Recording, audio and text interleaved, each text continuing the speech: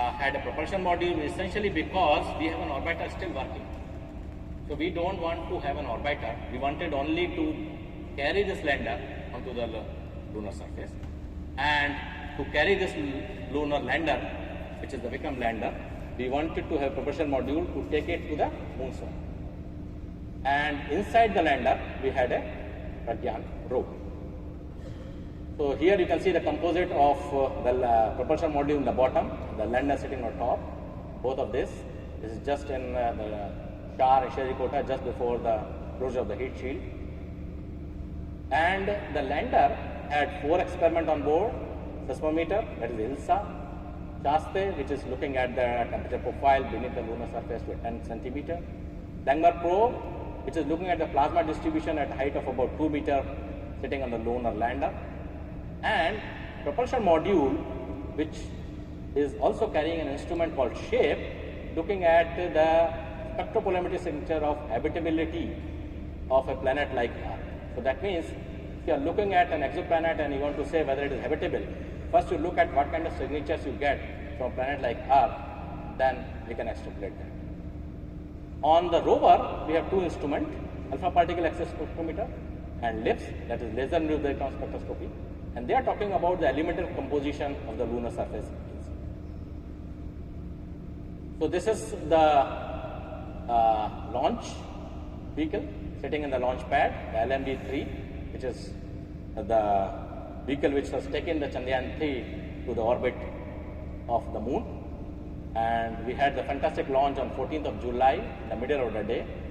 Let me see if it is possible to show you the launch for those who don't see it often. 8, 7, 6, 5, 4, 3, 2, 1. Raising the flag, and you can see the LMB going. So like the Chandrayaan-2, we also went into orbit around the Earth, then went into the lunar orbit, then we went into 100 km circumpolar orbit. Then we finally had the descent from 100 by 30 km onto the Earth. So I'm now going to show you what happened on that day, on 23rd of August evening.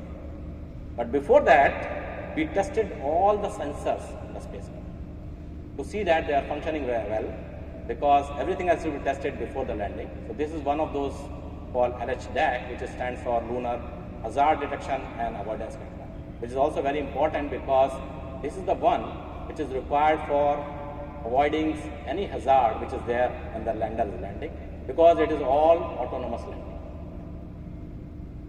And the D-Day, I don't know where you were on that day, but I was there in the mission control. The sensors that are updating at this point are providing confirmation of the safety of the landing site. As expected, the retargeting is going on, and this is a very good signature for the lander. Prime Minister was there in the South आप देख Africa. सकते हैं कि वो कम किया जा रहा है और हम अब लगभग 50 मीटर से भी कम आ चुके हैं. आप अपने स्क्रीन पे देख सकते हैं कि हम lander module. And many of the people who are sitting in the audience are People here. are applauding. Lander module पूरी In control. It's a small clip of about 2 minutes. What we are seeing actually is the images which is coming from the mission, directly in the mission. And you will see this of how the topography of the moon is.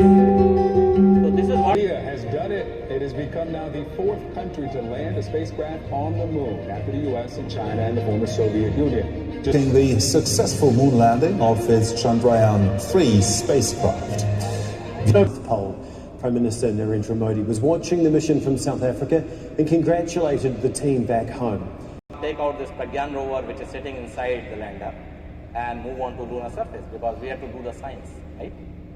So our major goal in the mission control was to start looking at deployment of the ramp so that the rover can come out, because the rover is sitting on this ramp.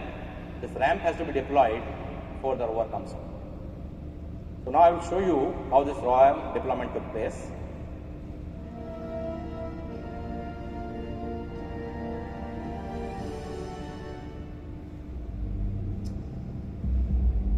This was really heartbreaking for me in terms of understanding of how this mechanism which we have developed on the ground is functioning in space. over here that has passed through this crater and started moving. So that was a big relief for all of us that no issue, this crater is very small, passed through this. But subsequent to that, we found a big crater. You see over here. Then we said, oh Baba, abhi nahi ja sakte. Can't go through this crater. So we retreated back. See here the rover tracks being shown of the movement of the rover on the lunar surface. Came back, went to another direction. We also took a selfie of the Vikram lander. So this is Pragyan rover cameras taking selfie of the Vikram lander. You see over here. Probably this is the image of a year or a decade for India that our Vikram lander is sitting on the lunar surface and the Pragyan rover moving around it. You could also see at different locations from the rover, so you see near images or far images, and we can also see different instruments sitting on the lander being deployed. You see the ILSA, which is looking at the seismometer, seismicity, the Ch3 probe, which is inserted 10 centimeter down inside the lunar soil, and the Ramba, where you see the shadow of the Ramba LP. That means all the three instruments were deployed in function. The Pragyan rover itself was moving onto lunar surface, and here is a small clip made from several hours of operations, but you will see it in few seconds only. How this rover is actually moving. See over here.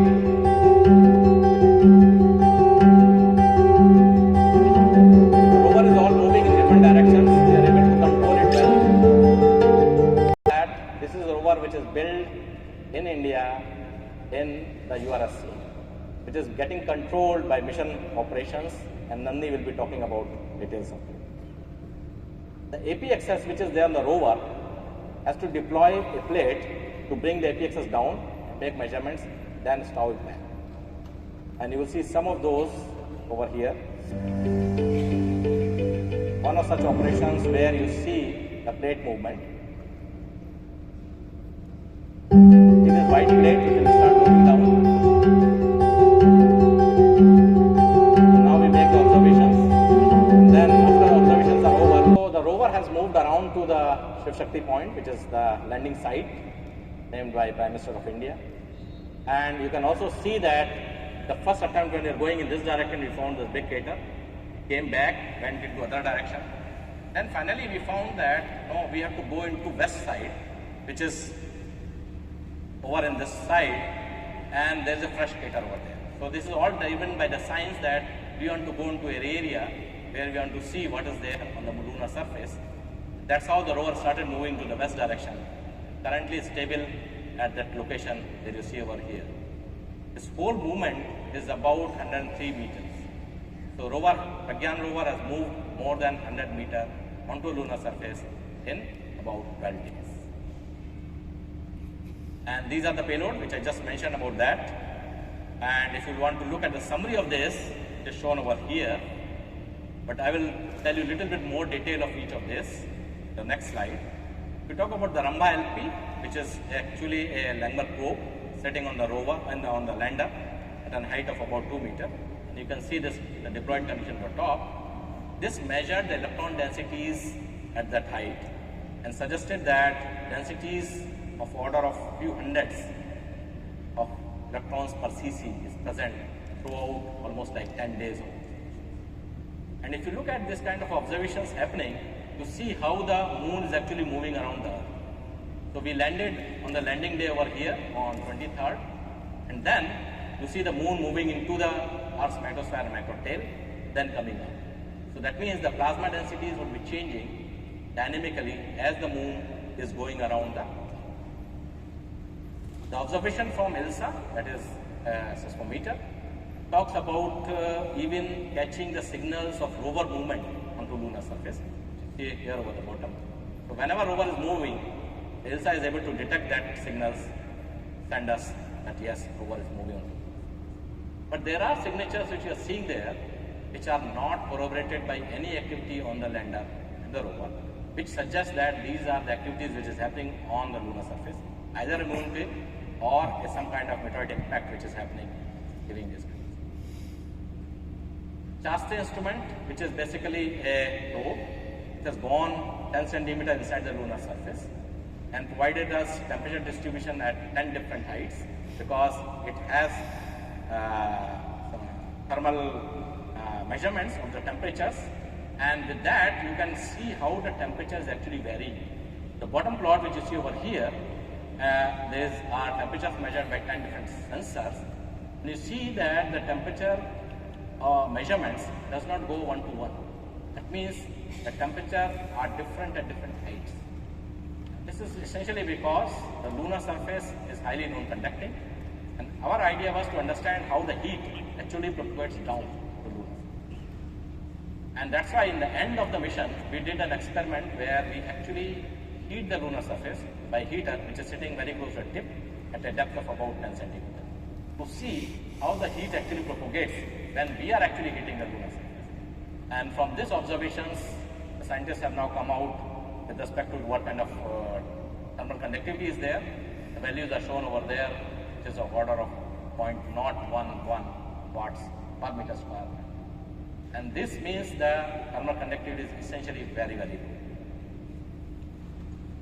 APXS instrument talks about using the alpha particle source to understand the elemental compositions. It uses both XRF and PIXI to detect the elements, and you see the distribution of various elements as a function of energy and counts. Shows sodium, magnesium, aluminum, silicon, sulfur, potassium, titanium, chromium, manganese, and even nickel. And this is now converted into abundances. The work is on with respect to how do we convert that, and scientists are currently doing that. LIPS instrument, which is a laser-induced breakdown spectroscopy, also talks about looking at the elemental compositions. So there is a laser which gets fired into the surface, plates, plasma is produced, then you look at the fluorescence. So the spectra shown over there suggests that there are several lines present there. It corresponds to various elements which is written over here. Also measured abundances, which is seen by the individual. There are two instruments which are able to look at the elemental composition values. After the whole exercise was over, about 12 days, there was still a lot of propellant which was left in the lander. We thought that can we do a hop test? Hop test means we will just simply lift little bit the lander, move little bit, then move back. This was also an exercise which was not planned at all. It was just afterthought. Since we know that in the future we have to do sample return missions, we thought let us do this. And these two images which you see over here, the pre and post hop, suggest that we just landed very close, about 2 feet away. But this was also an experiment of its own where we wanted to see in terms of the capability which exists on a lander after 10 to 12 days, firing the engine, going up, then landing. I'll show you a small movie of hop, but it has a lot of scientific value. And I will tell you. Just watch it.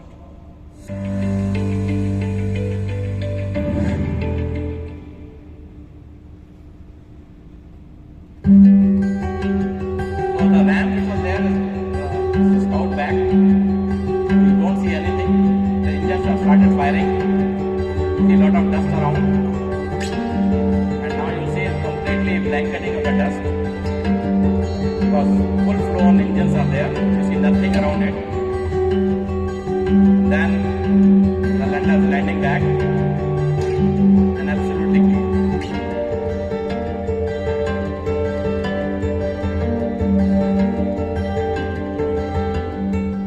So what does it show? It shows that dust was not an issue at the landing site. Dust simply settled within seconds of landing.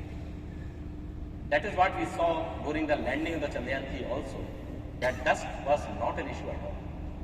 Though dust has been a big issue for many landings, but probably at the high latitudes, or at least at that location where we were, dust was not at all an issue.